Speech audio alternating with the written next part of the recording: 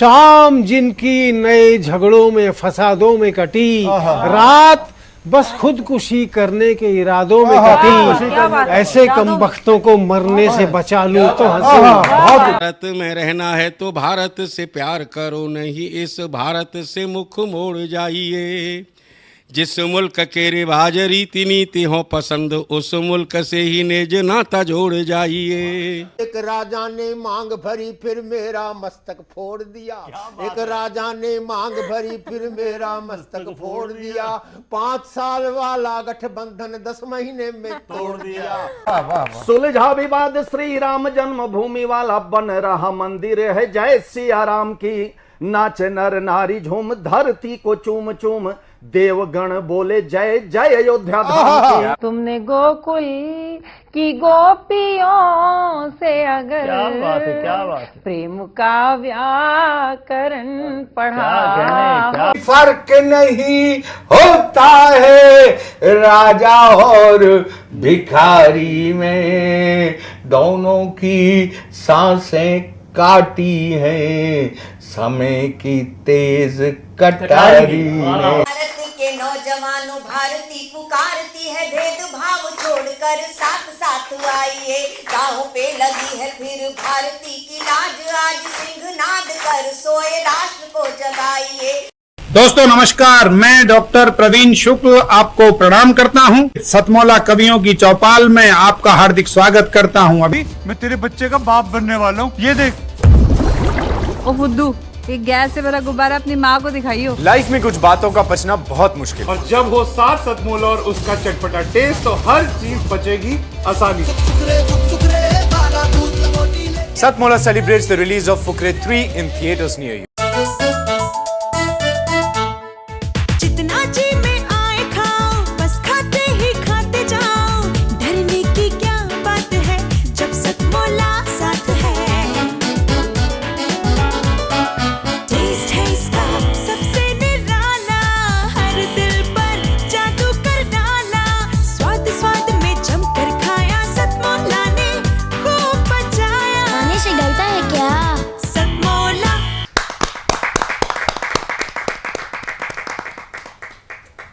सतमौला कवियों की चौपाल में सभी दर्शकों का हार्दिक अभिनंदन है। सतमौला कवियों की चौपाल आपकी अपनी चौपाल। सतमौला कवियों की चौपाल में आज हमारे साथ देश ही नहीं बल्कि अंतर्राष्ट्रीय स्तर पर जिन्होंने हास्य को पहचान दी, और वो भी जिस प्रकार श्रद्धेय दादा अल्लड़ बीकानेरी ने हास्य को गज़ल में पिरो करके प्रस्तुत करते थे, और उनके कई कालजयी गज़लें, कालजयी गीत आज हमारे सतमौला कवियों की चौपाल की एक अमूल्य निधि बन चुकी हैं। आज यदि अल्लड़ बीकानेरी जी के ऐसे चर्चित गीतों को कोई सर्च किया जाता है तो यूट्यूब पर या अलग जितनी भी लाइब्रेरियों में सतमौला कवियों की चौपाल के ही शो निकलेंगे।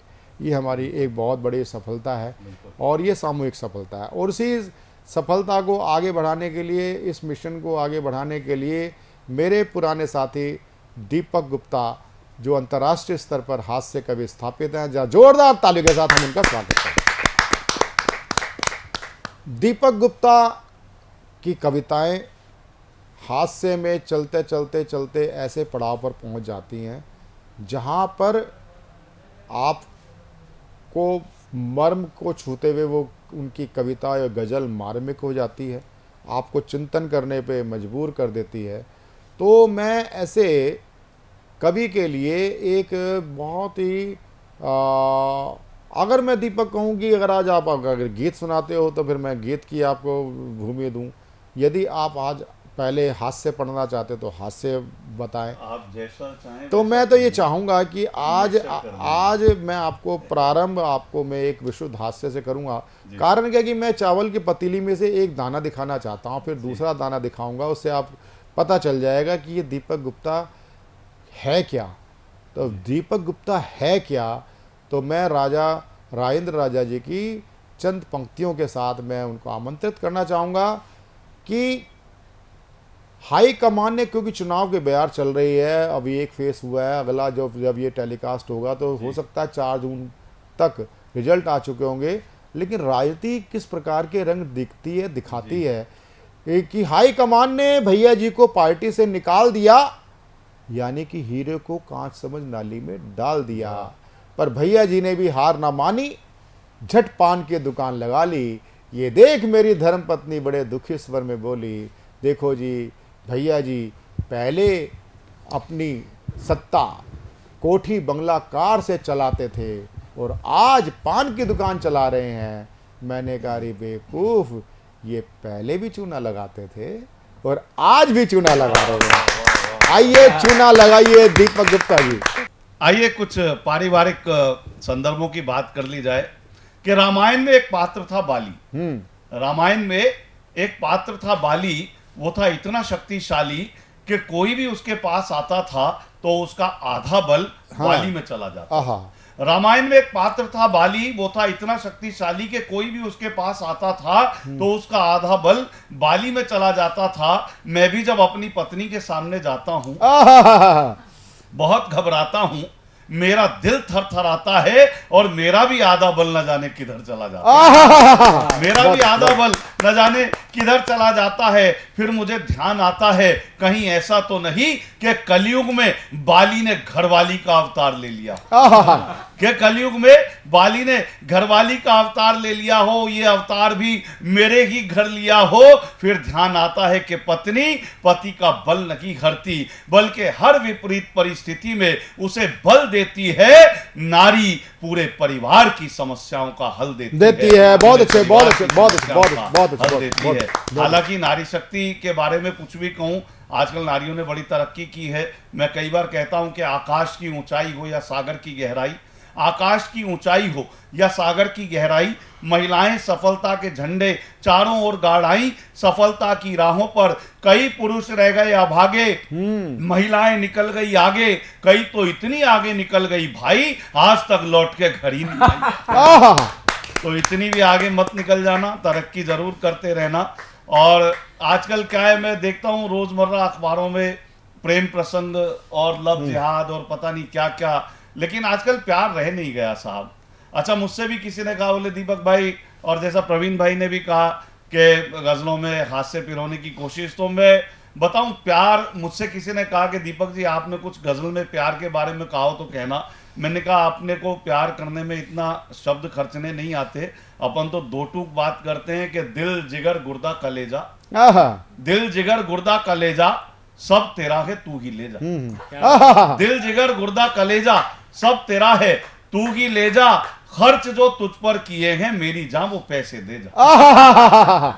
अब मैं जिनको सतमोला कवियों की चौपाल में जिनको मैं आमंत्रित करना चाहता हूं, वह होते हैं देश के सुप्रसिद्ध, देश के ही नहीं बल्कि विदेशों में भी जिनकी ख्याति है, ऐसे किशोर अवस्था से, यानी कि आप बाल व्यास पीठ के आप उस पर पीठ पे रहे हैं, तब से आप भागवत कथा और राम कथा, शिव पुराण, इन सब कथाओं के माध्यम से आप सनातन की ध्वजा को आप फहरा रहे हैं और आप अपनी कथाओं के माध्यम से अनेक सामाजिक संदेशों को भी आप रखते हैं।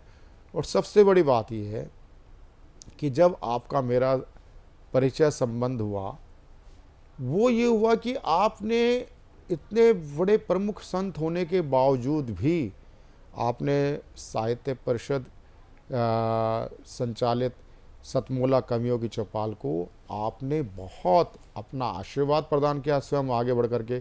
आज भी ऐसा होता है कि जब भी आप दिल्ली होते हैं तो आपका मुझसे तुरंत संपर्क होता है कि प्रवीण जी मैं आपके शो पर आना चाहता हूं।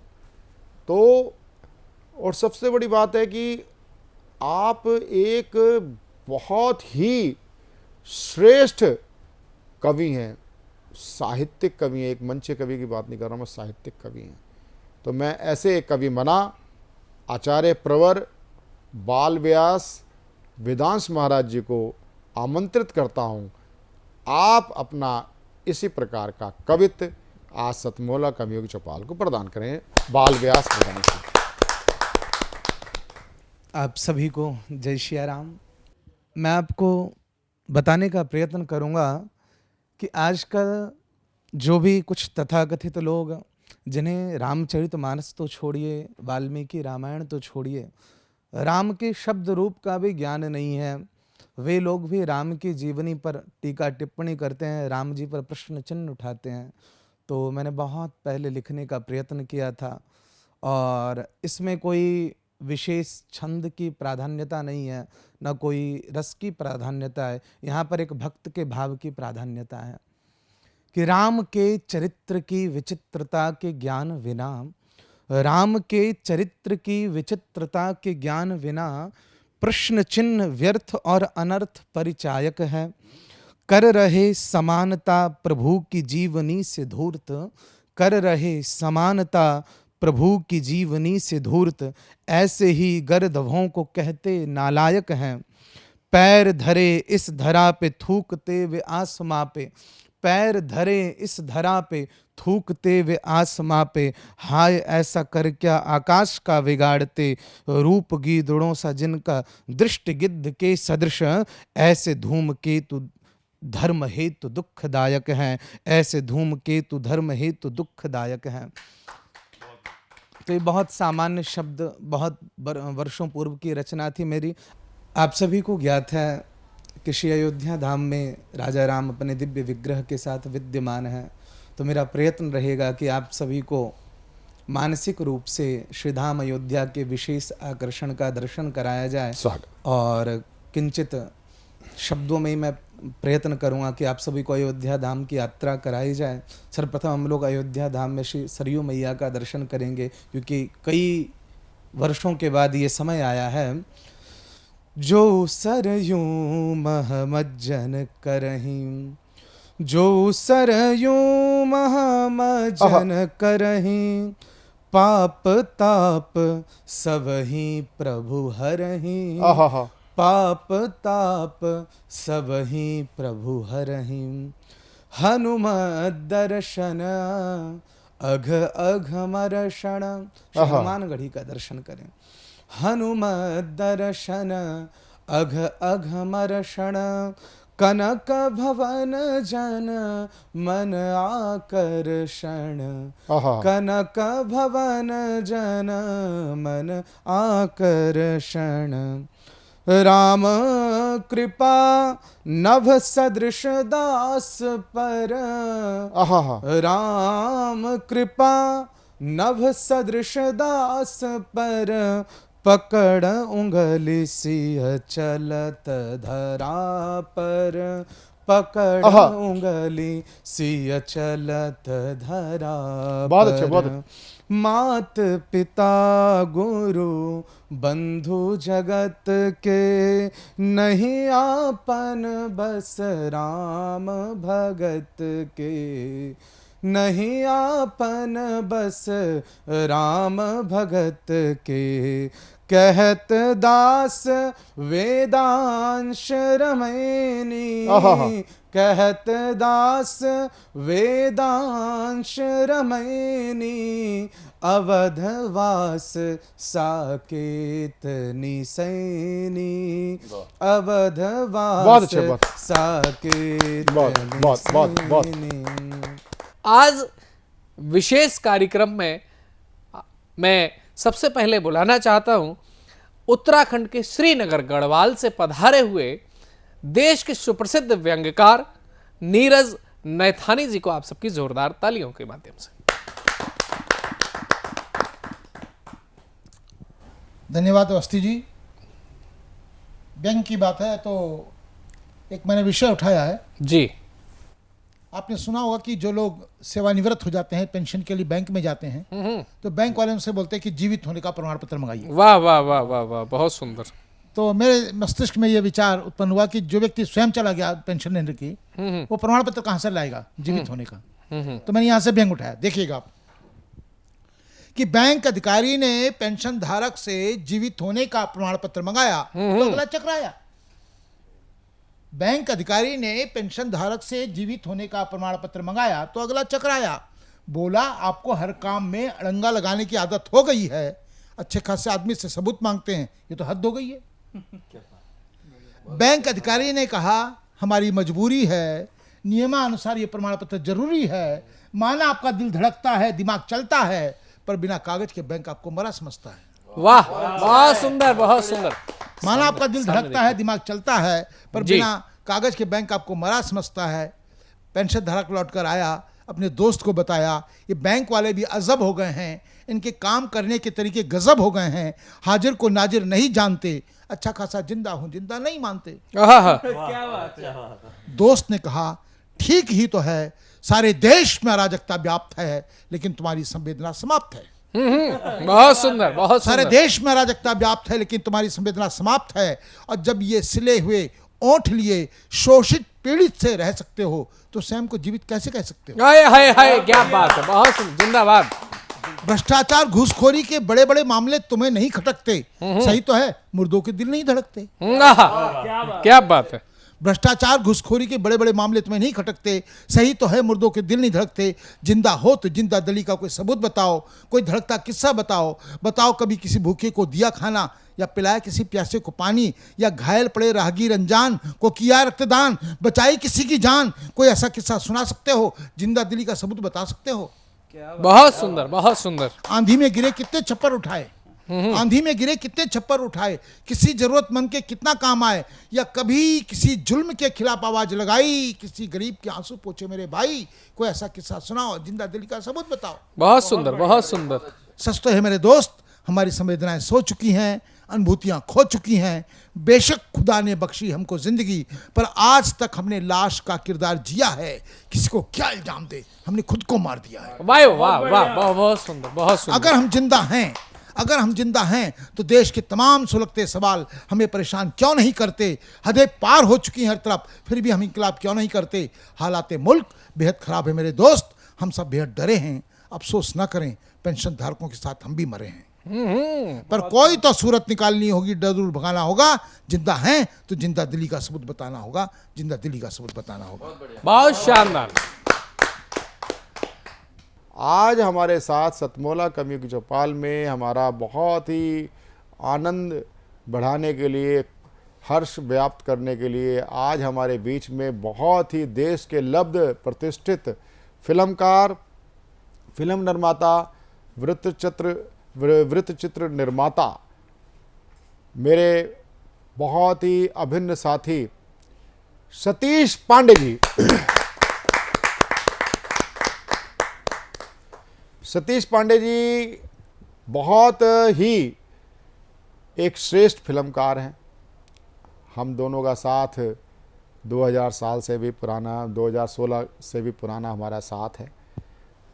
एक सतीश जी की सबसे बड़ी उपलब्धि जो मेट्रो के जनजीवन पर आपने बनाई है, कई डॉक्यूमेंट्रीज और कई, एक सबसे बड़ी बात है कि अभी हाल में ही पिछले जो नेशनल अवार्ड्स हुए हैं उसमें सतीश पांडे जी की दिल्ली मेट्रो पे बनाई गई डॉक्यूमेंट्री को सर्वश्रेष्ठ डॉक्यूमेंट्री का अवार्ड मिलाया जाए। जोरदार तालियों के साथ हम उनका अभिनंदन करते हैं। अभी हाल में ही, अभी 29 मार्च को आपकी एक बहुत चर्चित फिल्म रिलीज हुई है। फिल्म का नाम है बंगाल 1947। बंगाल 1947 देवेंद्र नाथ मंडल जी जो बंगाल के थे, बाद में विभाजन के बाद वो पाकिस्तान के कानून मंत्री भी बने, लेकिन उनका मोह भंग पाकिस्तान से हुआ, वो फिर वापस भारत में आ गए। लेकिन उनके एक छोटी छोटी एक भूलों के कारण देश का इतिहास एक बहुत रक्त रंजित हो गया। एक सीधे उस रक्त रंजित एक दृश्य को भी उन्होंने एक बहुत प्यारी सी एक प्रेम कथा के रूप में उन्होंने उसका प्रदर्शन किया। उसमें मोहन नाम का कैरेक्टर है, किस प्रकार से वो गांव में छोटे छोटे, चाहे वो जाति भेद हो, चाहे वो एक जिसको बोलते हैं ना जो ढोक डकौत जिसको बोलते हैं ना, जो डोम जाति के लोगों के साथ उनका किस प्रकार से उनको पढ़ाना, ये करना। और आपने, सबसे बड़ी बात है कि आपने इस फिल्म में जिस प्रकार से न्यू कमर्स को आपने मौका दिया, आपने उनसे काम जिस प्रकार से लिया, और एक सफल फिल्म बन पड़ी। इसके लिए हम बात करते हैं सबसे पहले सतीश पांडे जी का, एक बार दोबारा हार्दिक स्वागत है। तो सतीश पांडे जी, मैं आपसे जानना चाहता हूं कि आप, सबसे पहले मैं आपके जानना चाहता हूं प्रारंभ आपका हम लोग से हुआ, तो हम लोग से आप कैसे जुड़े, आपका हम लोग में आपकी क्या भूमिका थी, सतीश पांडे जी बताएं। सबसे पहले मैं आभार व्यक्त करता हूं आपका कि इतने पॉपुलर शो सतमोला कवियों के उस पर आपने मुझे बुलाया और मौका दिया कि मैं अपने बारे में कुछ कह सकूं। मैं रहने वाला नागपुर का हूं, बचपन से नागपुर में रहा और यहाँ पे जब मैं आया तो स्कूलिंग यहाँ पे की, लेकिन बचपन से ही मेरी एक हॉबी थी फोटोग्राफी। और फोटोग्राफी का इतना शौक था कि स्कूल में, कॉलेज में, फोटोग्राफी क्लब में मैं हमेशा जुड़ा रहता था। तो मैंने सोचा क्यों ना इस हॉबी को मैं अपना प्रोफेशन बना दूं। और ये सबसे बड़ी बात होती है कि जिस चीज़ की आपकी लाइकिंग होती है, अगर उसी को आपने प्रोफेशन बना लिया तो उसमें मज़ा कुछ और ही आता है। तो इस तरह से मैंने जब ग्रेजुएशन करके मैं चाह रहा था कि पूना फिल्म इंस्टीट्यूट में मेरा एडमिशन हो जाए, तो मैंने परीक्षा दी, इंटरव्यू के लिए गया, लेकिन इंटरव्यू में सिलेक्ट नहीं हो पाया। तो कोई बात नहीं, उसके बाद एक और कॉलेज था, सेंट जेवियर्स कॉलेज बॉम्बे में, वहाँ पे मैंने एक कोर्स किया और उसके बाद चाहता था कि मैं बॉलीवुड में काम करूं, लेकिन पिताजी, हमारे माताजी ने कहा कि नहीं भाई, अब बॉम्बे बड़ा गंदा शहर है, आप दिल्ली आके ही कुछ करो। तो दिल्ली आके मैंने शुरुआत की। उतने में ही कि दूरदर्शन पे एक, हम लोग नहीं, दूरदर्शन पे एज ए कैमरामैन की नौकरी मैंने ली और 3 साल नौकरी करने के बाद उसको टेक्नोलॉजी काफ़ी चेंज हो रही थी, एशिया का वक्त था, तो मुझे फिर भेजा गया पूना फिल्म इंस्टीट्यूट में ट्रेनिंग के लिए। तो वो वीडियो की ट्रेनिंग थी। वो करने के बाद जब वापस आया तो मुझे एक दिन मंडी हाउस में ही किसी ने कहा कि आपको पी कुमार वासुदेव जी बुला रहे, जो हम लोग के डायरेक्टर थे। तो मैं उनके पास गया, उन्होंने कहा कि भाई ऐसा है कि उस वक्त दिल्ली में बहुत ज़्यादा टेक्निकल एक्टर नहीं थे, बिल्कुल नहीं थे। तो वो एक ऐसे उसकी खोज थी कि कोई मिले। उनका कैमरामैन या डीओपी जो होता था वो बॉम्बे से आता था, तो उसके लिए उनको कभी फ्लाइट लेट होगी और यहाँ पे तो शोज़ होने हैं, तो उन्होंने कहा कि आप आएंगे, एक बार ट्राई कीजिए। तो मैंने फिर शुरुआत की। तो करीब 156 एपिसोड होते थे, उसमें से करीब 150 एपिसोड मैंने लगातार करीब 1.5 साल 2 साल ये हम लोग का पूरा छायांकन as a chief cameraman DOP मैंने किया और बड़ा मज़ा आया। इतनी सारी कहानियाँ, इतनी सारे उसके किस्से हैं, क्योंकि हम लोग ऐसा एक सीरियल था जो एक परिवार की तरह सब, बिल्कुल हर परिवार में, मतलब मैं जब घर अपने वापस जाता था तो लोग मेरे लिए इंतजार करते थे कि भाई ये बता दो कल क्या होने वाला, दादी की डेथ होगी, ये तो नहीं होने वाला, ऐसा तो नहीं होने वाला। तो एक रास्ते खाली होते थे जब हम लोग आता था, तो उससे बड़ा एक वो मिला। और हम लोग करने के बाद मेरे पास फुर्सत ही नहीं थी। सतीश जी, मुझे ध्यान आता है हम लोग का, क्योंकि जिस टाइम हम लोग सॉप ओपेरा शुरू हुआ था उस समय मैं खुद गांधर्व महाविद्यालय से मैं संगीत विशारद का मेरा 2nd ईयर था। उस समय पूरी हम लोग की टीम कोरस जो सॉन्ग होता था ना, उसके लिए उनको लिए कंपलसरी था कि वो करना। तो वो गांधर्व विद्यालय में चाहे वो सीमा भार्गव हो, चाहे वो आसिफ शेख हो, हाँ, ये सब सारे लोग आते थे। तो उनसे मेरा भी परिचय हुआ। फिर बाद में फिल्म में हमारे साथ अजीज कुरैशी वगैरह सारे जो इंस्पेक्टर खान वगैरह बनते थे, सब मिलना जुलना हुआ। और वो एक बहुत, मतलब मैं जहाँ तक मानता हूँ कि वो आपकी लाइफ का माइलस्टोन रहा है। बिल्कुल माइलस्टोन रहा है। और लाइफ का एक ऐसी स्थिति थी कि मतलब वो परिवार ऐसा बन गया था। पूरे करीब हम 40 लोग थे, जो एक्टर हो गए, टेक्नीशियन हो गए। तो ऐसा लगता था कि पूरा परिवार है। और मतलब शाम को 4 बजे हम मंडी हाउस से चलते थे, उस वक्त मेटाडोर चलती थी। मेटाडोर से लेके स्वामी धीरेन्द्र ब्रह्मचारी का स्टूडियो होता था उन दिनों, गुड़गांव में। काफ़ी बड़ा स्टूडियो होता था, योग के लिए वो स्टूडियो नहीं था, लेकिन उस वक्त हम उसको यूज़ करते थे। बहुत बड़ा स्टूडियो था। अच्छा, हम लोग की शूट वहाँ पे होती। अच्छा। और ये आज जानकारी अलग मिली आज। तो 7 बजे शूट शुरू होता था, रात के 12-1 बजे 2 बजे तक अलग अलग किस्से, मतलब सीन्स जितने भी होते थे वो शूट कर। पहले शो जो था वीक में एक बार ही बनता था, लेकिन इतना पॉपुलर हुआ कि इसको दूरदर्शन ने कहा, नहीं, इसको सरकार ने कहा कि इसको हफ्ते में 3 बारी कीजिए। और उसमें बहुत सारे, आप अगर देखें तो इतना पॉपुलर हो गया था, उसके द्वारा बहुत सारे सोशल मैसेजेस देने की कोशिश की। बिल्कुल बहुत सारी सोशल मैसेजेस दिए कि परिवार में क्या होना चाहिए, एक संयुक्त परिवार में कैसी कैसी प्रॉब्लम्स आती है और इसे कैसे उलझो, क्योंकि ज़्यादातर उस वक्त एक संयुक्त परिवार। सतीश जी, ये तो मैं वाकई में कहते हैं। इसके बाद आप अगला आपका पड़ाव क्या रहा? जैसे ही हम लोग शूट किया तो मेरे पास बहुत सारा काम था, मतलब 30 दिनों में 60 दिनों का काम था, इतना काम था। तो मुझे नौकरी छोड़नी पड़ी और फिर काफ़ी काम किया मैंने 1-2 साल, लेकिन उसके बाद एक ऑफ़र और मिला, मास कम्युनिकेशन सेंटर खुल रहा था जामिया में, तो वहाँ पे मैंने अप्लाई किया और उसके द्वारा मुझे एज अ लेक्चरर और सिनेमेटोग्राफी का वो दिया गया पद। तो वहाँ मैंने करीब 5-6 साल काम किया और काफ़ी स्टूडेंट्स को पढ़ाया। मतलब आपकी फर्स्ट डॉक्यूमेंट्री कौन सी रही? अच्छा, फर्स्ट डॉक्यूमेंट्री जब छोड़ा मैंने तो सबसे पहले मुझे डॉक्यूमेंट्री मिली सेंट्रल रोड रिसर्च इंस्टीट्यूट की।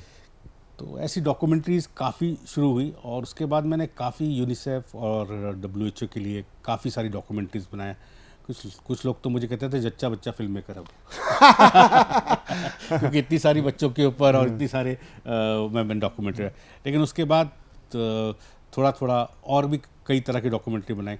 तो फिर एक डॉक्यूमेंट्री मैंने बनाई थी यूनिसेफ के लिए अर्बन पावर्टी के ऊपर, तो वो जिनेवा में दिखाई गई उस डॉक्यूमेंट्री को। तो यहाँ के जो सेक्रेटरी थे अर्बन डेवलपमेंट, उन्होंने वो डॉक्यूमेंट्री देखी और उन्होंने आके मुझे यूनिसेफ के थ्रू बुलाया कि भाई ये डॉक्यूमेंट्री देखिए, आपने अर्बनाइजेशन पे बहुत काम किया हुआ और बहुत डिटेल में काम किया हुआ है आपने, तो क्यों ना आपको मैं एक मौका देता हूँ कि हमारी दिल्ली को एक मेट्रो की ज़रूरत है, तो आप एक ऐसी फिल्म बनाइए जिससे पता चले कि दिल्ली को मेट्रो की ज़रूरत क्यों है और उसका क्या लाभ होंगे, और इससे हम फंड रेजिंग भी कर पाएंगे क्योंकि इतनी सारी पैसे कहाँ से आएगा। बिल्कुल। तो वर्ल्ड बैंक से या किसी और जायका से हम पैसा लेना। इसका मतलब ये कि जो मोदी जी का जो एक तरह से स्टार्टअप है ना, वो आपसे शुरुआत है माना जा सकता है, क्योंकि आज मेट्रो एक दिल्ली की नहीं पूरा इंडिया की लाइफ लाइन बन चुकी है। जी।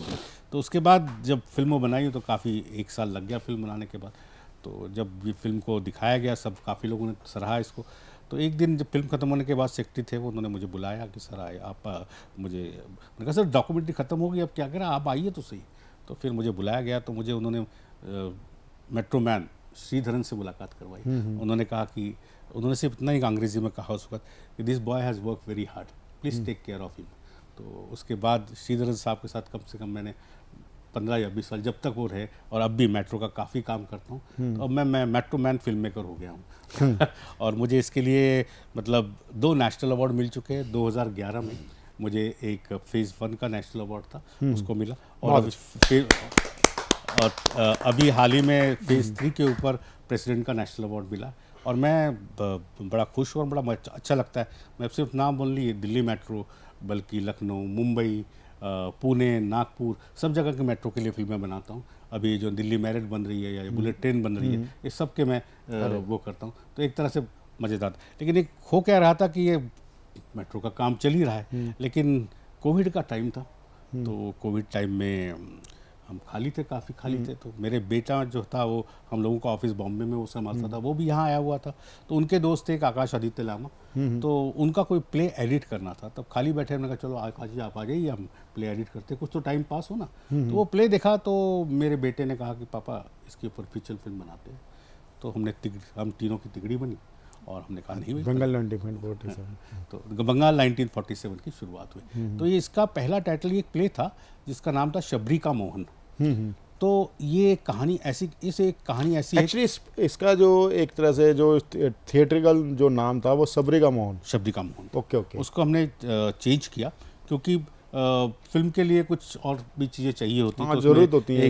एक ये प्रेम कथा तो है, लेकिन साथ राष्ट्रभक्ति की भी एक भावना इसमें है। प्रेम कथा है और राष्ट्रभक्ति भी है इसके अंदर। तो ये 1947 की कहानी है जिसमें कि एक विलेज जो ना उसको पता नहीं था कि वो हिंदुस्तान में रहेगा या पाकिस्तान में रहेगा, तो वहाँ पे एक लव स्टोरी थी और एक ऊंची जात वाले लड़के और मोहन और एक नीची डोम की बेटी शबरी, उसकी कहानी थी। तो इसके द्वारा हमने काफ़ी सोशल मैसेजेस डालने की कोशिश की है। ये सिर्फ एक आम फिल्म नहीं है जो आपको कमर्शियल फिल्म है जो पैसे कमाने के लिए हमने बनाई है, पर इसको हमने बनाया काफ़ी सोशल मैसेज। बड़ा हाईली रिस्क लिया आपने। मैं पूरी फिल्म आपने स्पेशल कुछ हटके कर, जिंदगी में कुछ हटके करने की हमेशा आदत रही है मुझे। तो हो सकता है मैं सफल हूँ या ना हूँ, लेकिन मैं हटके कुछ काम नहीं सफल तो कह रहा है सतीश जी। आपकी वो फिल्म बहुत कुछ कहती है जी। तो उसमें हमने दिखाया कि लड़कियों को पढ़ाना चाहिए, छोटी जाति बड़ी जाति नहीं होती, और भी कई पॉलिटिकल वो थी जो हमको लगा कि उस वक्त उसमें 2 सुंदर गाने अभिषेक ने पूरा जो है अभिषेक रे जिन्होंने गुलजार की एल्बम बनाई, बहुत शानदार, उन्होंने बड़ा कर्णप्रिय। मैं उनको करीब 25 साल से जानता हूँ, वो बड़े बड़े फिल्मों की करती है। मैंने कहा मेरे पास पैसा नहीं है भाई, तुझे करना है। उन्होंने कहा मैं सतीश जी आपके लिए करता हूँ। तो उन्होंने पूरा म्यूज़िक दिया और बहुत अच्छी फिल्म निकल के आई है। अभी देखते हैं इसको किसी OTT प्लेटफॉर्म पर डालने की कोशिश कर रहे हैं हम लोग, हो सकता है भगवान के द्वारे तो सफल रहेंगे। नहीं, एक तो मैं सबसे बड़ी बात है कि आकाश आदित्य जी का डायरेक्शन, और सबसे बड़ी बात है कि मैंने पूरी फिल्म में स्क्रीनिंग आपके देखी, इसमें फिल्म को देखा तो इसमें जो वाकई में जो प्लेबैक सिंगर जो आपने लिए वो भी बड़ा शानदार, गाने के जो बोल हैं बड़ा वो भी शानदार, और सबसे बड़ी बात है कि जो आपका जो फिल्म का नायक है ना मोहन, वो जिस ढंग से बिक, तो वो भी बच्चा बिल्कुल नया लिया आपने अंकुर और माम को, और बच्चों से तो मैं नहीं मिला, अंकुर से मैं खुद मिला। ये आपने इन बच्चों को कैसे चयन कैसे करा? सबसे पहले मैं तारीफ करना चाहता हूँ आकाश जी की रिसर्च, क्योंकि इतनी बड़ी फिल्म बनाने के लिए आपको रिसर्च चाहिए और वो भी ऑथेंटिक चाहिए। उन्होंने कई डॉक्टर अंबेडकर की किताबें पढ़ी, कई सारी किताबें पढ़ी, उसके बाद इसको स्क्रिप्ट में ढाला गया। जहाँ तक ये था कि अब हम दूसरी प्रॉब्लम ये आ रही थी कि भाई 1947 एक पीरियड फिल्म है, अब इस पीरियड को 1947 को कैसे दिखाया जाए।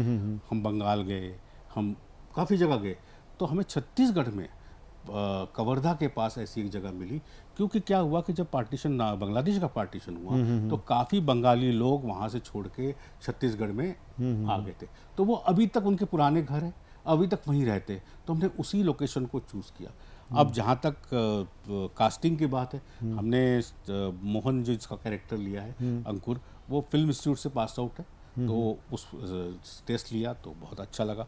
फिर हमने एक हीरोइन को भी मतलब नायिका के लिए रोल के लिए किया था, लेकिन समहाउ वो 1-2 दिन शूटिंग करने के बाद उसका वो फिट नहीं लगी, तो एक लोकल बंदी वहाँ से राजनांदगांव से थी, बहुत अच्छी सुरभि करके एक बच्ची थी, तो वो बिल्कुल कैरेक्टर में हमने लिए और उसने बहुत अच्छा रोल किया। और एक खुशी की खबर ये है कि जैसी ये फिल्म की उसको पूना फिल्म इंस्टीट्यूट में एडमिशन मिल गया। मतलब ये बहुत ही कम होता है कि बहुत अच्छा कि पूना फिल्म इंस्टीट्यूट जैसी जगह में एडमिशन मिल जाना, इस फिल्म की वजह से उसको एडमिशन भी मिला। और बाकी नायक जो आपने देखा होगा खसरा में, लगान में थे, वो थे, मानिक शाह थे, तो वो अच्छे रोल किए लोगों ने और अपने दिल से काम किया और पूरी मेहनत से शिद्दत से हमने 30 दिन की पूरी शूटिंग की है। करीब 80 लोगों की टीम थी हमारी, तो सबका आना जाना, खाना पीना, रहना। नहीं, मैं जो आपने कुछ जगह स्पेशल स्क्रीनिंग की, मुझे उस फिल्म की जो सबसे बड़ी उपलब्धि है कि आज ये तो मानते हैं कि ट्रेंड बन गया। ट्रेंड इसलिए बना है कि सरकार की ऐसी फिल्मों के प्रति सकारात्मक दृष्टि। पहले क्या होता था, सरकारी पक्ष ऐसी फिल्मों को बैन करने के लिए ज़्यादा करता था, और ये आज हमारे लिए बड़ा ही बहुत अच्छा एक उर्वरा ज़मीन बन चुकी, जिसको बोलते हैं ना बिल्कुल, कि अब ऐसी फिल्मों की डिमांड भी बढ़ी है, लोग देखना भी चाहते हैं ऐसी फिल्मों को। जी, मैं आपको क्योंकि मैं और प्रवीण जी करीब ऑलमोस्ट 2016 के बाद मैं 2014 से हूँ। हमारा फिल्म फेस्टिवल होता है गोवा में, सबसे इंटरनेशनल फिल्म फेस्टिवल, तो मैं कई उनकी समितियों में जूरी में रह चुका हूँ, तो हमें कई फिल्में देखने का मौका मिलता है। जैसे प्रवीण ने कहा कि भाई दिन में 4-4, 5-5 फिल्में देखने पड़ते हैं, किसी भी कंट्री में भाषा भी समझ में नहीं आए फिर भी सबटाइटल से, और वो फिल्में देख के काफ़ी आपको एक तरह से एनर्जी आ जाती है। तो ये एक दिल में तहाई की फिल्म बनानी चाहिए, चाहे कैसी भी हो, तो बस उसी की एक उत्पत्ति थी और हुआ। और आप हमारे शो पे आए सतीश जी, आपको कैसा लगा? ये नए बच्चों को आपने सम्मानित किया, कोई पूरे भारत से, देश भर से लोग आते हैं, और इस टीवी शो का जो एक पैटर्न रहा है कि हमने उस जैसे आपकी यात्रा है वही यात्रा लगभग उस जैसी अपनी है कि जब हमारे पास इतने संसाधन भी नहीं थे तो हमने इसको शो को शुरू किया, और उस समय मोबाइल युग नहीं था, ना फेसबुक था, ना व्हाट्सएप था, और केवल एक सिंपल एक कॉल हुआ करती थी। कॉल भी मेरे ख्याल से 32 रुपये आउटगोइंग और 16 रुपये इनकमिंग होती थी। उस युग में हमने ये शो शुरू किया था, और आज हमारा 15,000 से ऊपर। ये बहुत बड़ी उपलब्धि है प्रवीण जी की, ये जो अपना सतमोला कवियों का सम्मेलन है, ये आज 2 दशक से ज़्यादा चल रहा है। नॉर्मली हर सीरियल या हर कोई धारावाहिक जो है एक एक आध साल के ऊपर नहीं जाता, लेकिन आपकी हिम्मत है जो आपने कंटिन्यू नहीं, किया ये 20 साल पूरे से। टीम की हिम्मत पूरे है। टीम की, देखो कोई भी काम टीम के बगैर नहीं होता, एक अकेला आदमी कुछ नहीं, एकला चलो नहीं चलता यहाँ पे फिल्म मेकिंग में या पूरे टेलीविज़न इंडस्ट्री में आपको एक टीम को साथ लेके चलना पड़ता है। और आपने ये बहुत अच्छा किया कि करीब 20 सालों से और 15,000 कवि आपके साथ जुड़े हुए हैं और आप यंग लोगों को वो चीज़ें सुनाते हो, दिखाते हो जो खुद उनकी कलम चलती है और लिखना शुरू करती है। मैं आपको दोबारा बता रहा हूँ कि आपको बहुत बहुत बधाई और इस काम को जारी रखिए। आप में वो शक्ति है, आप में वो लगन है जो आप ये कर सकते हैं। हार्दिक आभार। एक्चुअली क्या है सतीश भाई कि ये एक बहुत बड़ी बात है कि आपकी भी विनम्रता है कि आप एक इतने छोटे से शो पर हमारे बच्चों को उत्साह बढ़ाने के लिए, इनक्रीज करने के लिए आप हमारे बीच में आए। आपका हार्दिक आभार, धन्यवाद।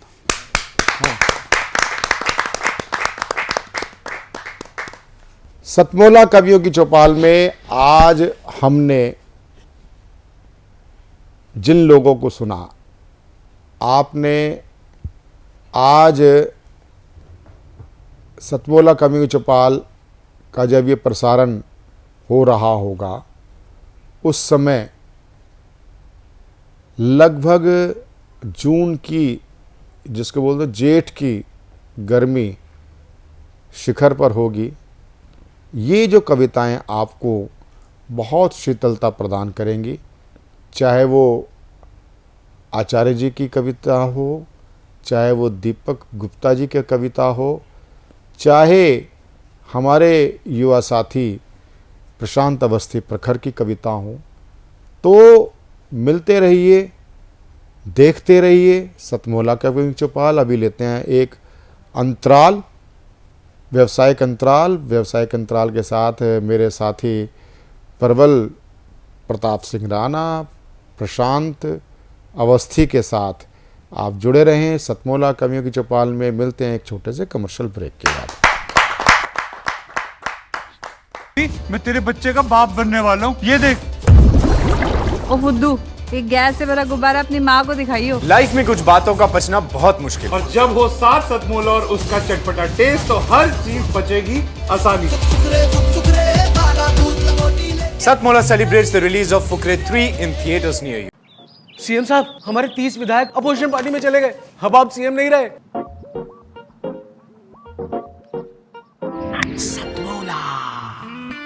तो अब नया सीएम कौन बन रहा है? Tell me. सतमोला खाओ, कुछ भी बचाओ। अंतराल के बाद में एक बार फिर से स्वागत है आपका अपने मनपसंद प्रोग्राम सतमोला कवियों की चौपाल में। साथियों, दौर ऐसा चल रहा है कि जब गर्मी के समय में हमको पहाड़ों की याद आती है। मैं एक मुक्तक के माध्यम से इस बात में बल देना चाहता हूं कि उठो मुसाफिर, आंखें खोलो जागो, कब तक सोओगे। उठो मुसाफिर, आंखें खोलो जागो, कब तक सोओगे। अभी समय है संभल जाओ, नहीं तो एक दिन रोओगे। कर्मशील बन साथी जग में, कर्मशील बन साथी जग में, आओ कुछ उत्थान करो, त्यागो कुंभकर्ण सी निद्रा, वरना कब तक सोओगे, वरना सब तुम खोओगे, वरना सब तुम खोओगे। आइए मैं आमंत्रित करता हूं इस मुक्तक के साथ में एक बहुत ही विचारवान अपने बीच में मानस मर्मज्ञ कुमार विवेक मानस जी को आप सबकी जोरदार तालियों से। धन्यवाद प्रशांत जी। जैसा कि हम सभी जानते हैं कि आजकल पूरा देश जो है राममय हुआ पड़ा है जी, हर व्यक्ति के हृदय में राम है। तो मैंने चंद क्षण राम को समर्पित किए हैं जी, आप लोगों के सामने रख रहा हूं। श्री राम जी कल्याण करना, आपका ही दास हूँ। माना के मूर्ख हूँ मगर करता यही अरदास हूँ। सांसें चले जब तक जगत में, सर तुम्हारा हाथ हो। सांसें चले जब तक जगत में, सर तुम्हारा हाथ हो। कोई गलती मुझसे ना हो, करता यही अभ्यास हूँ, कोई गलती मुझसे ना हो, करता यही अभ्यास हूँ। एक छंद अगला आप लोगों के सामने रख रहा हूँ कि जी स्वागत। मिला दो राम में मुझको, मुझे भी राम होना है। क्या बात। मिला दो राम में मुझको, मुझे भी राम होना है। अयोध्या की फिजाओं में मुझे गुलफाम होना है। वाह, बहुत सुंदर, बहुत सुंदर। मिला दो राम में मुझको, मुझे भी राम होना है। अयोध्या की फिजाओं में मुझे गुलफाम होना है। यही चाहत करूं सेवा, बनूं हर राह का दीपक। यही चाहत करूं सेवा, बनूं हर राह का दीपक। नहीं लालच मिले वैभव, मुझे हनुमान होना है। नहीं लालच मुझे वैभव, मिले हनुमान होना है। अगला छंद देखिएगा, आप लोगों के सामने रख रहा हूं कि स्वागत है। जहां रघुवर वहां ही मैं, जहां रघुवर वहां ही मैं, यही हो बंदगी मेरी। जहां रघुवर वहां ही मैं, यही हो बंदगी मेरी। उन्हीं का मैं बनूं चाकर, यही हो जिंदगी मेरी। उन्हीं का मैं बनूं चाकर, यही हो जिंदगी मेरी। नहीं कुछ और मुझको चाहिए श्री राम से अब तो। नहीं कुछ और मुझको चाहिए श्री राम से अब तो। मिलाऊं जब नजर उनसे, मिलाऊं जब नजर उनसे, न हो शर्मिंदगी मेरी, न हो शर्मिंदगी मेरी। बहुत सुंदर, बहुत सुंदर, बहुत सुंदर। एक दोहा आजकल के जो हम अपने चारों तरफ देख रहे हैं, सामी की जो हमारे सामने हो रही है, उसको देखते हुए मैंने एक दोहा लिखा है कि कलयुग के इस दौर में मानवता की आस। कलयुग के इस दौर में मानवता की आस, मरीचिका में कब बुझे बंधु रेत से प्यास। मरीचिका में कब बुझे बंधु रेत से प्यास। धन्यवाद प्रखर भाई। बहुत ही शानदार कविता रही आपकी। आपने राम की भक्ति पर और राम की शक्ति पर जोर दिया, तो वहीं आपने राम के लिए यह भी कहा कि हमको राम से जुड़ना है, ना कि केवल नाम के लिए जुड़ना है। शायद आपने उस तरह के लोगों को भी देख रखा होगा जो राम नाम के सहारे सिर्फ और सिर्फ अपने आप को आगे बढ़ाने की चेष्टा करते हैं। आज जब देश राममय हुआ तो लोगों ने अगर प्रेम से अश्रु छलकाए तो यदा कदा बीच में कुछ बनावटी लोग भी देखने में आए। तो ये बनावटीपन आज से ही नहीं, राम जी के जमाने से चल रहा है और ऐसे कालनेमी मिलते रहे हैं, मिलते रहेंगे। तो इन्हीं कालनेमियों के लिए काल नेमी बन मानव घूमे, काल नेमी बन मानव घूमे, बस राम नाम है मुख में। और आदर्श राम के छोड़ सब लगे हैं अपने सुख में। आदर्श राम के छोड़ सब लगे हैं अपने सुख में। तो आइए मैं ऐसे ही कालनेमियों को उजागर करने के लिए अपने बड़े भाई शिक्षक जो हल्द्वानी से हमारे बीच में पधारे हुए हैं, मैं आमंत्रित करता हूं हिमांशु पाठक जी को, आप सबकी जोरदार तालियों के माध्यम से। बहुत बहुत धन्यवाद अवस्थी जी। चुनाव का समय है, तरह तरह के कालनेमी आप लोगों को मिल जाएंगे, आप लोगों के घर में आएंगे, जी जी, छद्म रूप धराएंगे, आपको छलेंगे। तो इसी पर आधारित है मेरा इशारा है, बिना किसी का नाम लिए हुए मैं अपनी बात यहाँ पे रखूँगा, और यदि आप मेरे इशारे को समझ जाएं तो सदन का आशीर्वाद चाहूँगा। स्वागत है।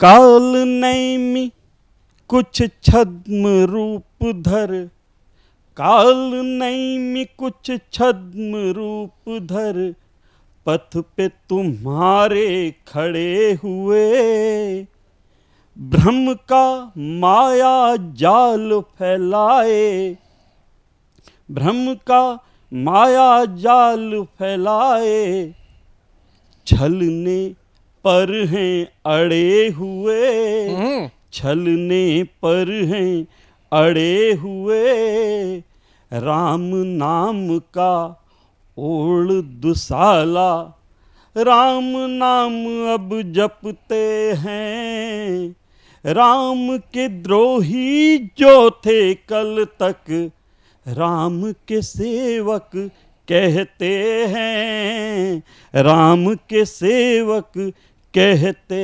हैं।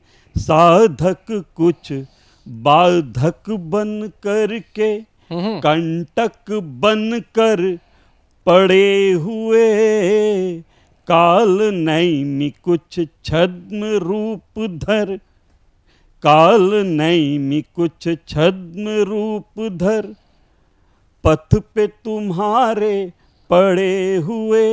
अच्छा, ये कालनेमी कौन थे?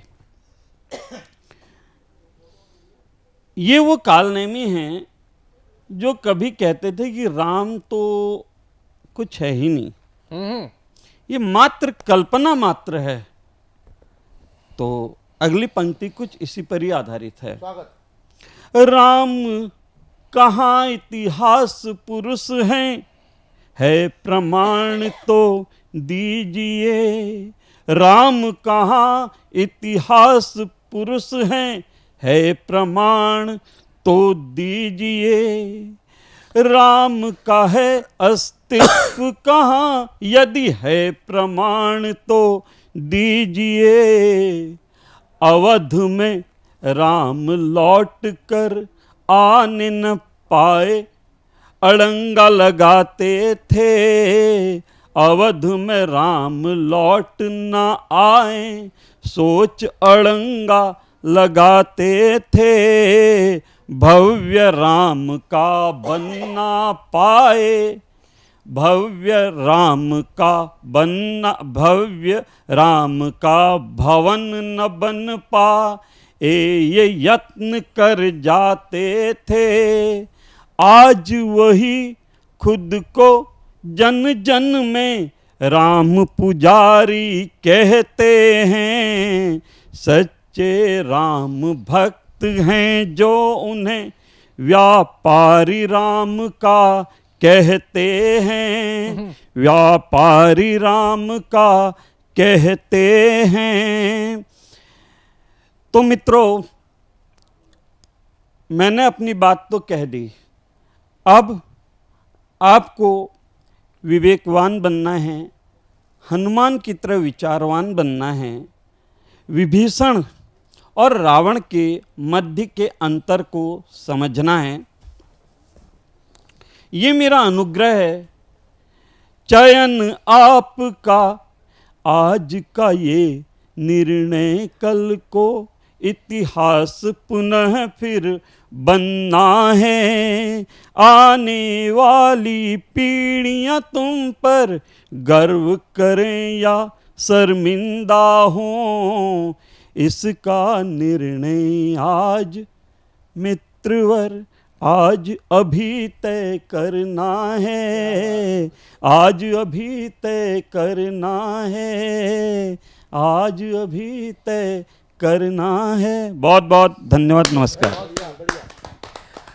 बहुत ही शानदार हिमांशु जी, और आपने एक शिक्षक के पद पर होने के नाते जब अपेक्षाएं की ध्वजवाहक के रूप में उन छंदों को आगे बढ़ाने के लिए हमारे बीच में हरदोई से आज पधार चुके हैं देवेंद्र सिंह चौहान सुरेश जी, मैं आमंत्रित करता हूं उनको आप सबकी जोरदार तालियों के माध्यम से।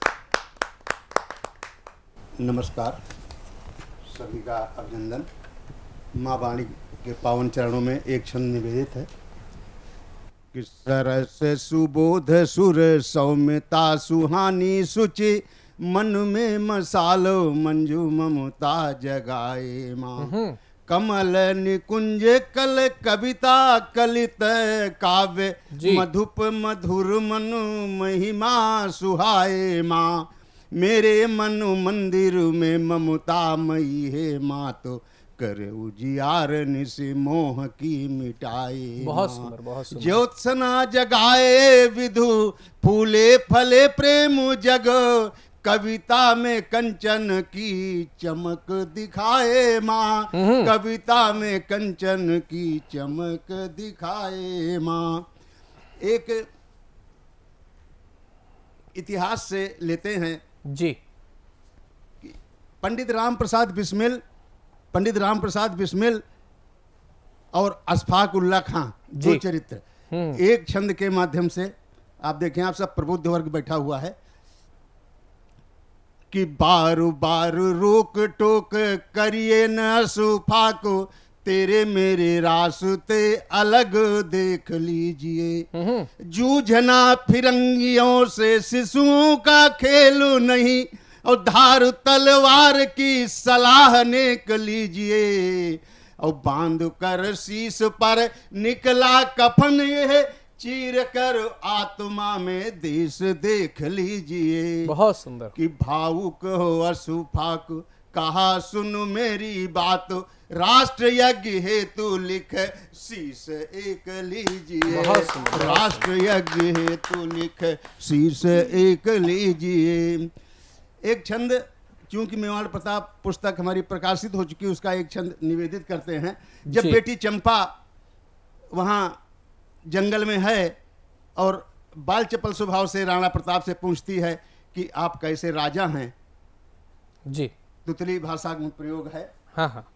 कि तुम कैसे लाजा बापू भागे बन घाती फिलो, तुम कैसे लाजा बापू भागे बन घाती फिलो, खाने को न लोती मिले पीने को न पानी है, तुम कैसे लाजा बापू भागे बन घाती फिलो, खाने को न लोती मिले पीने को न पानी है, छिंगा छन ताजू नहीं काछे कुछ गुफा छेज, नित कौलो भागो चलो जहां बची नानी है, कि चिलकुट पटु धाले बनी महारानी खली, और छत्रु ललकार ते तो छिपतु भवानी है, अब ये जन्म भूमि दलच मिलेंगे कैसे, अब ये जन्म भूमि दलच मिलेंगे कैसे, मालहू मलेक्ष तब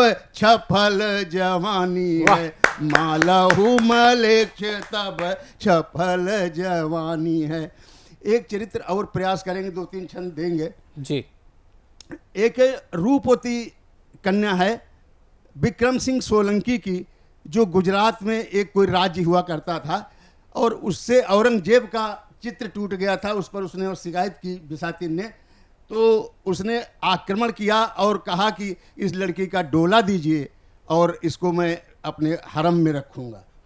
तो उस पर इन्होंने राज सिंह को, मेवाड़ के जो उस समय राजा होते थे, मेवाड़ प्रताप जो छंद है हमारा, पुस्तक लिखी गई है जी। तो उनको राज सिंह को ये सुता पत्र लिखती है, और उसका पिता कहता कि अरे चली जाओ, न मालूम कितने राजपूतों ने कन्याएं दे दी हैं, तुम भी चली जाओ, तुम्हारा बढ़ जाएगा। तो उसके कुछ छंद जो हैं निवेदित करते हैं जहां तक चल पाएंगे। जी जी, स्वागत।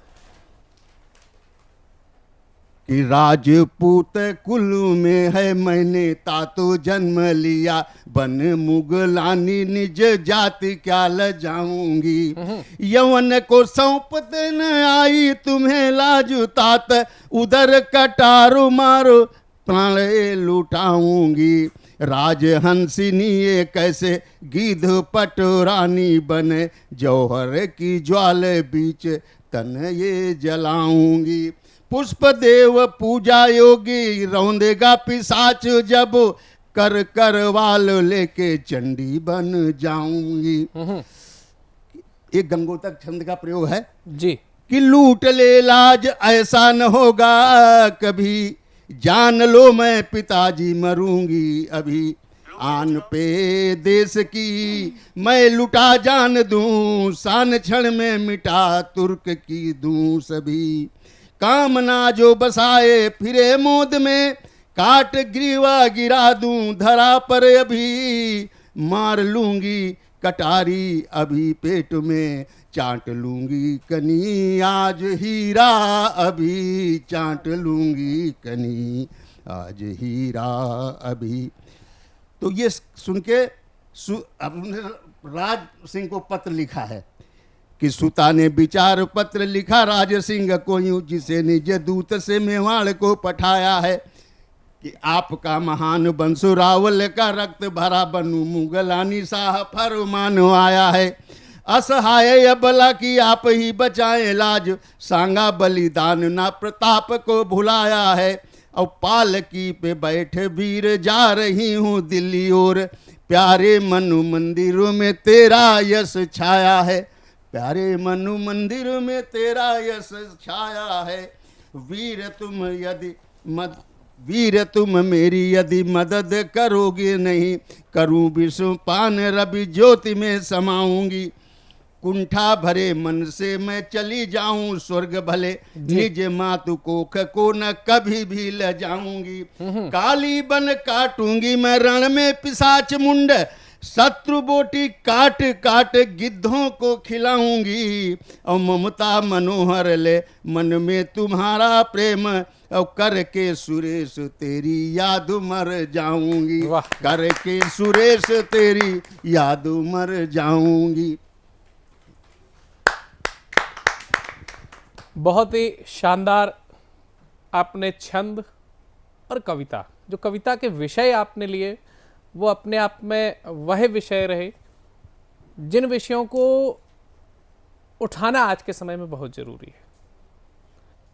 देवांश सचदेवा को मैं आमंत्रित करता हूं, वह भी आपकी तरह से मानवीय संवेदनाओं से भरी हुई रचना को लेकर के आ रहा है। आइए कोट द्वार के देवांश सचदेवा का स्वागत करते हैं आप सबकी जोरदार तालियों के माध्यम से। सर्वप्रथम सभी कविजनों को मेरा नमन। जी। कवि तो नहीं मैं, बस तुकबंदी कर लेता हूँ। कवि तो नहीं मैं, बस तुकबंदी कर लेता हूँ, और कुछ शब्दों में अपना मत तुमसे कह लेता हूँ। आज का जो हाल चल रहा है हमारे देश में और विश्व में, उस पर कुछ पंक्तियां लिखकर लाया हूँ। यदि आप तक पहुँचे तो अपना आशीर्वाद दीजिएगा कि शुरू करूँगा। अब क्यों मानवता हारी है। ये तो मैंने सुना था ये दर्दों का संसार है। ये तो मैंने सुना था ये दर्दों का संसार है, पर आज इस जगत में मच रही हाहाकार है। कहीं भ्रष्टाचार कहीं दुराचार, कहीं भ्रष्टाचार कहीं दुराचार, तो कहीं दिख रहा व्यभिचार है। आज एक मानव का क्यों दूजा मानव बना शिकारी है। अब क्यों मानवता हारी है। बहुत आज विश्व में जंग छिड़ी है। अभी हाल ही में हमारे पास कई उदाहरण हैं, चाहे आप यूक्रेन का उदाहरण ले लीजिए, रूस का ले लीजिए, और इजराइल का जो अभी 2 दिन पहले ही ईरान के साथ युद्ध शुरू हुआ है, तो उस पर कहूँगा कि आज विश्व में जंग छिड़ी है, शांति भावना भंग हुई है। अब जनता भी देखो तंग हुई है, और जो अभी हमास और इजराइल का युद्ध हुआ था उसमें अभी तक की जो संख्याएं हमारे पास हैं कि 34,000 लोगों का कत्ल हुआ है। तो उस पर था कि अब जनता भी देखो तंग हुई है और खून से धरती रंगी है। कैसा आया ये समय अत्याचारी है, अब क्यों मानवता हारी है। बहुत सुंदर। और हम सभी यहाँ पर देवभूमि उत्तराखंड से आते हैं, तो वहाँ पर हम सब ने देखा है हमारी पहाड़ों की भूमि है, और पहाड़ बहुत काटे भी गए हैं। अभी हाल ही में जोशीमठ में जो आप लोगों को देखने को मिला, तो वो यही जो मानव ने करा है प्रकृति के साथ, ये उसी का परिणाम है। तो उसी पर अगले कुछ वे हैं कि पेड़ों को हमने काटा है, पहाड़ों को मारा चाटा है। पेड़ों को हमने काटा है, पहाड़ों को मारा चाटा है, और कूड़ा वो तो हर कहीं ही बांटा है। कूड़ा वो तो हर कोने में बांटा है, और जब बात प्रदूषण की आए तो क्यों छा जाता सन्नाटा है। देखो अब आई मानव जीवन के पतन की बारी है, अब क्यों मानवता हारी है। और जब पर्यावरण से खेल किया है, इस प्रकृति के साथ जो आप खिलौने की तरह खेल रहे हैं ना, तो जब पर्यावरण से खेल किया है, लगता था जब तुमको ये मानव का अधिकार है, लगता था जब तुमको ये मानव का अधिकार है, इसी सोच से निश्चित हुई तुम्हारी हार है। भूल गए क्या तुम ये सब जीवों का संसार है। अब कहीं पड़ चुका सूखा। बेंगलोर हमारे पास हाल ही का उदाहरण है, अगर अपने ही देश में देखें तो अब कहीं पड़ चुका है सूखा, कहीं भोजन की लाचारी है, अब करो फिर स्वीकार इसे, आई मानव जीवन पे पीड़ा और आपदाएं जो भारी हैं, अब क्यों मानवता हारी है। और अब प्रकृति से हटकर थोड़ा मनुष्य जो आजकल नशे के दौर में घुसा है उसकी बात करी जाए कि नया दौर जो आया है नशे की पद्धति लाया है। ये नया दौर जो आया है नशे की पद्धति लाया है, और आजकल के फैशन में हर बच्चे ने धुएं का छल्ला उड़ाया है। और शराब का अब चलन चला है, शराब का अब चलन चला है, और ड्रग्स को तो जैसे सबने ही अपनाया है। नशा मुक्त दुनिया करने की अब हम सब की बारी है, अब क्यों मानवता हारी है। और सिर्फ पदार्थों का ये नशा नहीं, ये नशा जो है ये यहां तक सीमित नहीं रहा है कि सिर्फ पदार्थों का ये नशा नहीं, नशा हैवान सा आया है। इस नशे ने ना जाने कितनी मासूम जानों को खाया है। कहीं लड़की पर एसिड फेंके तो कहीं शरीर कुत्तों को खिलाया है। और अगली लाइन जो बोलूंगा अगर आप तक पहुंचे तो तालियों के माध्यम से बताइएगा कि कहीं लड़की पर एसिड फेंके कहीं शरीर कुत्तों को खिलाया है। और इस सब को होता देख, इस सब को होता देख जनता मौन खड़ी रील बना रही है। अब क्यों मानवता हारी है, अब क्यों मानवता हारी है। कहीं तो, धन्यवाद, कहीं तो हुई चूक हमसे जो ऐसा पहली बार हुआ है। कहीं तो हुई चूक हमसे जो ऐसा पहली बार हुआ है। संस्कारों पर प्रहार हुआ है और आदर्शों का संहार हुआ है। संस्कारों पर प्रहार हुआ है, आदर्शों का संहार हुआ है। एक दूजे से लड़ रही आज ये दुनिया सारी है। शायद इसीलिए आज मानवता हारी है, शायद इसीलिए आज मानवता हारी है। बहुत धन्यवाद। बहुत ही शानदार विपिन देवांश सचदेवा, आपने बहुत ही शानदार कविता पढ़ी और आपने कहा कि मानवता क्यों हारी है। मैं समझता हूं कि जब आप जैसे युवा इन प्रश्नों को उठाने लगे तो कहीं ना कहीं भारतीय संस्कृति ये कहना ही चाहेगी कि अभी नहीं हारी है। हाँ, कष्ट आ सकते हैं, विपदाएं आ सकती हैं, अपराधों की संख्या बढ़ सकती है, लेकिन जब तक संस्कारवान परिवार जीवित हैं कोई कभी भी प्रभावी नहीं हो सकता है। एक अकेला काफी है 100 झूठों को हराने के लिए। तो आइए इस राजनीति पर कटाक्ष करने के लिए, राजनीति पर अपनी कविता पढ़ने के लिए मैं बुलाना चाहता हूं सुरेश दमोरा जी को, जो पधारे हैं हमारे बीच में जयपुर राजस्थान से। आइए स्वागत करते हैं आप सबकी जोरदार तालियों से। मैं सुरेश दमोरा जयपुर राजस्थान से हूँ जी। आज जो राजनीति का जो दुरुपयोग जो राजनीति में हो रहा है, जो नेता लोग अपने कुछ चंद वोटों की खातिर कई लोगों के साथ में जो गलत होता है, उन पर मैंने आज एक कविता बताने की कोशिश की है। राजनीति भ्रष्टाचार है, भ्रष्टाचार नींबू का आचार है। लोग हैं लाचार, नेता करते हैं दगाचार। नेता नांगला जनता का है खाकला। और नेता नांगला जनता का है खाकला, नेता नांगला जनता को कर रखी है बावला। गांव में लोग समझते नहीं, नेता कुछ समझते नहीं। ना कुछ करते हैं काम, ना कुछ करते हैं काम, जब रिकॉर्ड दिखाकर लेते हैं दाम। जो भी आता है जंगल खाता है। जो सरपंच होते हैं वो बनते हैं, वो जंगलों को खा जाएंगे। इस पर मैंने कुछ कोशिश की लिखने की कि नेता आता है जंगलों को खाता है, पेड़ों को कटवाता है, प्रकृति का विनाश करता है। अब तो केदारनाथ जैसा होने वाला है, अब तो केदारनाथ जैसा होने वाला है। राजनीति का बुरा हाल होने वाला है। झूठ बोल बोल कर जनता की खाल खाते हैं, उनके साथ माल खाते हैं।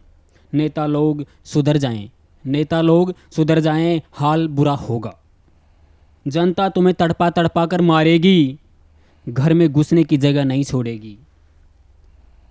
गांव में दहशत फैला रखे हैं, गांव में दहशत फैला रखे हैं। नेताओं के खिलाफ कोई बोलता नहीं है। जो बोलता है उनको चुप कराते हैं। हम किसी से डरने वाले नहीं, हम किसी से डरने वाले नहीं, नेताओं से लड़ने वाले हैं। हम किसी से डरने वाले नहीं, नेताओं से लड़ने वाले हैं। अपने हक की मांग के लिए हम लड़ने वाले हैं।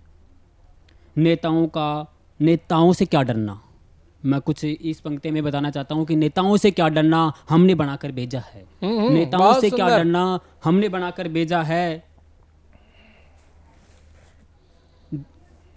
नेताओं से क्या डरना, हमने बनाकर भेजा है। संसद में भेजा है, अपने काम के लिए भेजा है। संसद में भेजा है, अपने काम के लिए भेजा है। राजनीति में छोटी से लेकर बड़ों तक दादागिरी करते हैं। एक सरपंच से लेकर वार्ड पंच से लेकर प्रधानमंत्री तक जो चीज़ें होती हैं, वो अपने पद की गरिमा को काम न करके अपनी दादागिरी की तरफ जाते हैं। राजनीति में छोटे से लेकर बड़े तक दादागिरी करते हैं। अच्छे लोगों को जीने नहीं देते, बेईमानों को छुड़ा देते हैं। जो भी कोई पुलिस वाला उसको पकड़ेगा तो उसको छुड़ाने की कोशिश करते हैं। पुलिस को एक फ़ोन करके बेईमानों को छुड़ा लेते हैं। अच्छे लोगों को जीने नहीं देते। नेता लोग सुधर जाओ वरना तुम्हारा हाल बुरा होगा। जनता तुम्हें तड़पा तड़पा कर मारेगी, एक दिन तुम्हारा हाल बुरा होगा।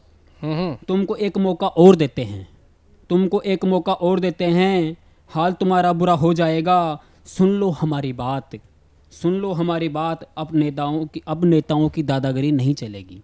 अब नेताओं की दादागिरी नहीं चलेगी। गांव में लोग समझने लगे हैं। गांव में भी लोग समझने लगे हैं। हर रोज अखबारों में छपेगी। जो दादागिरी करेगा उसका नाम अखबारों में आएगा। जय हिंद, जय भारत, वंदे मातरम। बहुत ही शानदार कविता पढ़ी आपने। सतमोला कवियों की चौपाल में वीडियो सेगमेंट के क्रम में आज जो हमारे साथ जुड़ रही हैं देश की बहुत ही लाडली कवित्री ऋचा यज्ञेश परोहा। ऋचा यज्ञेश परोहा कटनी से हमारे बीच में बहुत ही आप अच्छी कविताएं आप लेकर आ रही हैं। जहाँ जोरदार तालियों के साथ हम उनका स्वागत करें। नमस्कार दोस्तों, मैं ऋचा यज्ञेश कटनी मध्य प्रदेश से। मंचा सिंह समस्त गुरुजनों को मेरा नमस्कार है। साधना टीवी को बहुत बहुत धन्यवाद कि उन्होंने मुझे ये मंच प्रदान किया। आज मैं आप समस्त गुरुजनों के समक्ष मैं एक पुराना किस्सा लेकर आई हूँ। आप तक पहुंचे तो मुझे अपनी भावनाएं प्रेषित जरूर कीजिएगा इस चैनल के माध्यम से कि गोल सी रोटी कपड़े साफ धूल झाड़ते कपते हाथ, नया नहीं है कोई किस्सा, वही पुरानी है ये बात। और जब इस किस्से पर परिवार समाज का सहयोग एक लड़की को एक बहू को मिलता है तो उसकी भावनाएं किस तरह से अभिव्यक्त की जाती हैं, जरा गौर से सुनिएगा कि आज देखो सुबह सुबह पन्ने पलटती हुई ख्वाहिशों की चादरें झटकार चली आई हूँ, फिर ख्वाब हाथ लिए अपनों को साथ लिए, देखो देखो साथ से मैं साथ ढूंढ लाई हूँ, कुछ को अटक गई खुद से भटक गई, देखो देखो साथ से मैं साथ ढूंढ लाई हूँ, साथ जिनका मिल रहा है उनका तो साधुवाद, जो विरोध हो रहा दुआएं साथ लाई हूँ। आगे की कुछ पंक्तियों का मर्म गृहिणी बहुत अच्छे से समझेंगी कि थक रही थी बैठे बैठे ढेरों जिम्मेदारियों से, खुद की भी थामी आशा निराशा छोड़े आई हूँ, खुद का जो खुद से ही ठाना है इरादा, अब शब्दों से भावों का तमाशा छोड़े आई हूँ, शब्दों से भावों का तमाशा छोड़े आई हूँ। उठी फिर किताब सारी खुशबू से पहन की, देखो कैसे मुस्काई कैसे मनोहाई हूँ, अब देखो ख्वाब सारे कर दूं जो वारे न्यारे, अब देखो ख्वाब सारे कर दूं जो वारे न्यारे, देखो आज फिर देखो आज फिर देखो आज फिर निखरे आई हूँ, प्रेम संग प्रियतम जो करते उसार, उसार जो है बुंदेलखंडी शब्द है जो मेरी सासू माँ बड़े प्रेम से इस शब्द का प्रयोग करती हैं और उसका तात्पर्य होता है प्रेम से सहीजना सवारना। तो प्रेम संग प्रियतम जो करते उसार, मुझे उनका आभार संसार फिर सजाई हूँ, उनका आभार संसार फिर सजाई हूँ। बात प्रेम की हुई है तो चंद पंक्तियां प्रेम की तरफ से भी प्रेषित करती हूँ। उम्मीद करती हूँ अब तक पहुंच रही होंगी कि होती हूँ पुनर्काश। सुनिएगा श्रीमती अपने श्रीमान से किस तरह से अपने प्रेम की अभिव्यक्ति करती है कि होती हूँ पुनः खास, प्रतिभा को निखारते हैं, सम्मान वाले ताज से मुझको संवारते हैं, पुरुष के पौरुष से पिता को उभारते हैं, करते हैं बराबर मुझको उबारते हैं, तराशते जो मुझ में कीमती उन्माद उछल जाता है, उसी क्षण इश्क आपसे कुछ ज्यादा हो जाता है। सुनते हैं ना, इश्क कुछ ज्यादा हो जाता है कि जब भी, अब कुछ पंक्तियां पुरुष की तरफ से प्रेम की अभिव्यक्ति, सामान्यतः पुरुष अपने प्रेम की अभिव्यक्ति नहीं करते, बट उनकी भावनाओं को मैंने शब्दों में पिरोने की कोशिश की है। आप सभी पुरुष अगर मेरी भावनाओं तक पहुंच पाते हैं तो मेरी इन पंक्तियों के जरिए अपनी भावनाएं अपनी श्रीमती तक जरूर पहुंचाइएगा कि जब भी मेरी शक्ति को नर्म हाथों से सजाती हो, जब भी मेरी शक्ति को नर्म हाथों से सजाती हो, जितना भी तेज हूं नीर सा मनाती हो, करती हो सजीव सा अरमा भी संवारती हो, दायरे से परे हो साथ तुम निभाती हो, निशब्द होता फिर भी भाव व्यक्त हो जाता है, जताता नहीं हूं, जी हाँ जताता नहीं हूं, फिर भी इश्क कुछ ज्यादा हो जाता है। गिरता जो मनोबल तो सबल बन के आती हो, नम मेरी पलकों में खुशियां यूं सजाती हो, होती जो कमियां तो खामियां बन जाती हो, थाम मेरा हाथ मेरा साथ यूं निभाती हो, धड़कता है दिल मेरा भी, धड़कता है दिल मेरा भी, जब साथ तेरा पाता है, जताता नहीं हूं, फिर भी इश्क कुछ ज्यादा हो जाता है। थकता तो मैं भी हूं, कभी तुम भी थक जाती हो, सुनिएगा कि थकता तो मैं भी हूं, कभी तुम भी थक जाती हो, फिर भी खुद को छोड़ प्याला मुझ तक सरकाती हो, भोर से सांझ तक तुम तो अपनी उलझनों में होती, मेरे ही अपनों में देखो मुझे खास बनाती हो। देखो शादी के बाद ऐसा नहीं है कि केवल महिला का सम्मान बढ़ता है, पुरुष भी अपने परिवार में एक नए स्तर को प्राप्त कर लेता है। तो मेरे ही अपनों में देखो मुझे खास बनाती हो, समझती हो बातें वो नन्ही जो दिल समझ नहीं पाता है। शिकायतें सारे परिवार वालों की, ये कुछ समझता नहीं, किंतु शादी के बाद वो सारी चीजें समझने लगता है कि समझाती हो वो बातें भी नन्ही, दिल जो समझ नहीं पाता है, बस उस क्षण इश्क कुछ ज्यादा हो जाता है, इश्क कुछ ज्यादा हो जाता है। मैं तो गंभीर जरा गर्म सी ताशीर वाला, धीर धर तुम ही तो तकदीर बदल जाती हो, होती है ख्वाहिश की बुन लूं मैं शब्दों को।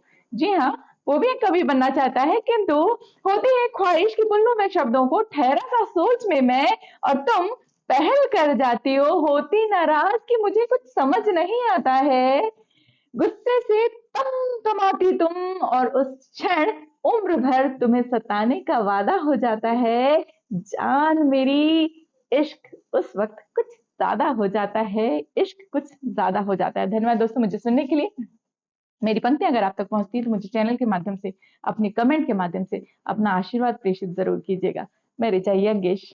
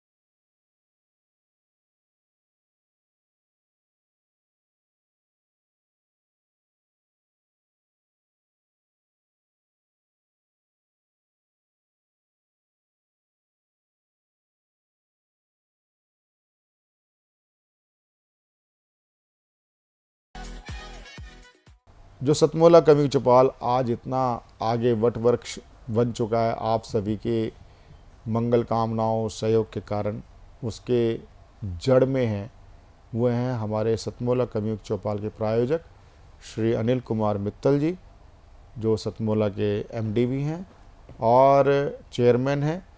सुनते हैं उनका शुभकामना संदेश। नमस्कार दोस्तों, मैं अनिल मित्तल, चेयरमैन सतमोला ग्रुप।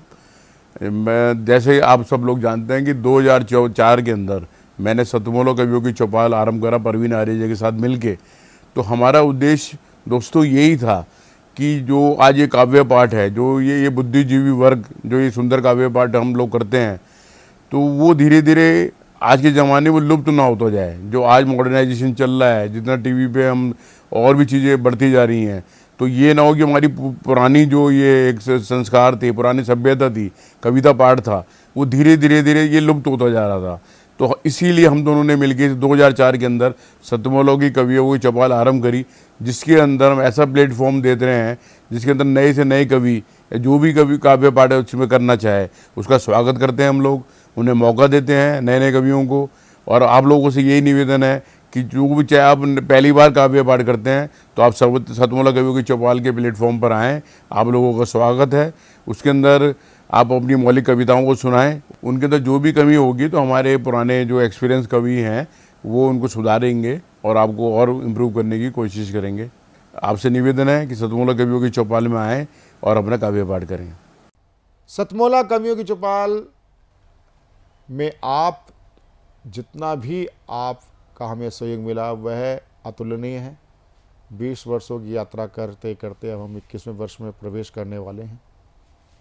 सतमोला कवियों की चौपाल में आप दर्शक के रूप में, नवांकुर कवि के रूप में आप हमारे साथ नित्य प्रति जुड़ते रहते हैं और जुड़ने की इच्छा भी रखते हैं। जो अभी तक नहीं जुड़ पाया, आप कार्यक्रम तो देखते हैं लेकिन आपके अंदर संकोच है, उस संकोच को निसंकोच करें।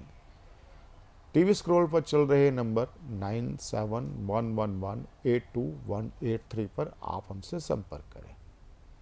संपर्क करें तो आपको एक सुखद अनुभूति प्राप्त होगी, हमारी टीम आपसे संपर्क करेगी।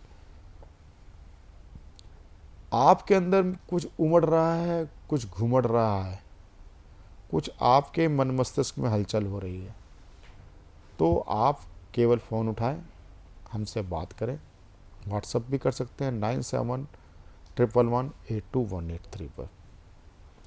आप हमसे संपर्क करें। जिन कवि जो हमारे पुराने सदस्यों को जो 6 महीने हो चुके हैं पूरे, उनको स्वयं हमें फ़ोन करना चाहिए ताकि उनको अगला क्रम हम दे सकें।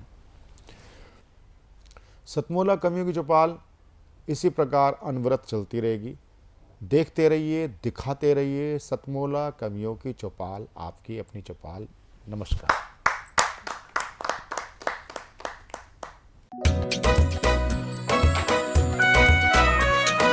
हर पल मस्ती और रंगीन विद सतमोला नमकीन, इससे बेटर है नथिंग। सतमोला नमकीन डिफरेंट टेस्ट है बेमिसाल, पनीर भुजिया भी कमाल, इसके टेस्ट के सब शौकीन। हाँ सतमोला नमकीन, सतमोला स्वीट्स एंड नमकीन, इससे बेटर है नथिंग। हाँ सतमोला नमकीन।